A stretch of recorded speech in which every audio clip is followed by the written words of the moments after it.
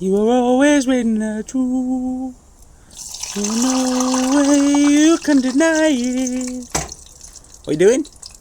I'm frying done spuds and cabbage. Have you? And I'm doing It's not like you, is it? No peas. Barbara, tell me, what's your thoughts on the three that are on trial this week? I hope they get suspended sentences. You hope they do? Yeah. What's your thoughts? What do you think? I think it's absolutely outrageous that a company is allowed to have such a injunction. Just think it's dreadful. Given the government's declared a climate emergency, it's absolutely outrageous. It's not across the UK, you know, this climate emergency. You know, they're saying they've declared a climate emergency. There's local councils all up and down the UK that haven't done it. They've got the carbon budgets, but they're not enforceable. Yeah. They've devolved the carbon budgets. Well, they're frightened to declare that emergency because it gives them the responsibility that they do have, that they are in a place. They're in the place to deny these contracts, these carbon contracts, and these big incentives to stop fracking on their doorstep. But they're not going to do it because money talks. So these three guys are on trial because of a draconian injunction. It's been described as abusive process, for sure. It's an abuse of democratic rights. That is a fact. The right to protest is totally thrown out. So what do you think to the sort of the growing sort of fever that's based around corporations having more rights than humans? Exactly. In America, they wanted totally to. Wrong. In America, it's in the American Constitution, isn't it? They fucked up there. It's coming here. But I mean, imperialism, colonialism, everything. It's always been the same here. It's going to get worse. Stop it. It's going to kill us all. We've got to get rid of it. There's absolutely no need for it. But we're not going to exist without colonialisation or imperialism. We're going to die. I know we're going to die. Extinct. I know we're all going to die because capitalism's eating itself, and fossil fuels.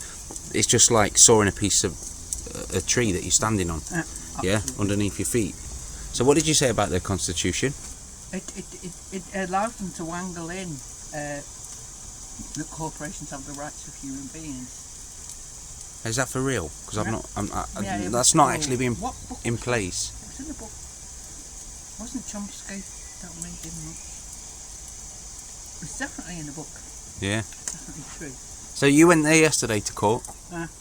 How was it? Agonising, terrible. Was it? Yeah. CPS couldn't even make himself audible, but he was vile in his questioning, repeated and repeated. It was like torture. It was ridiculous. Did he repeat the word? The buzzword for today is inconvenience. No, it was you intended to disrupt and all that. That you didn't want to speak to the drivers. You wanted to obstruct quadrilla. And saying no, we just wanted to exercise our democratic right to protest and speak to the drivers. Because in the past we've stopped them that way. It's our right to speak to the drivers, so they won't let us do it. So can they use an example of the rolling resistance where they liaised with the actual truck drivers and the company decided to pull out? Yeah. So that's fallible, isn't it? Yeah, it's doable. Yeah. I've got to believe always do it. Yeah. So unfortunately, because the three in the hearing are on trial at Manchester Civil Court, Barbara's burnt the food because I'm plaguing her while she's in the kitchen. But I think if they do go to jail, I know this sounds a little bit morbid, but it'll raise the profile of the anti-fracking campaign yet again. That's what the lorry service did, didn't it? Yeah. It's unfortunate. I mean, that's what Jag said outside the court. And I think Jag's, out of all three of them, I think Jag's ready to accept what they throw at him, isn't he? Yeah. But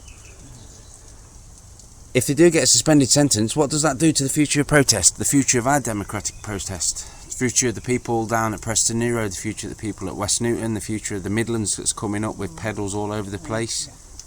What does that say? What's the precedent that's going to be set from that? We can't protest, we can't block in any way. We can't speak to drivers, we can't communicate on it. It's ridiculous. It's total suppression. This is a corporate state.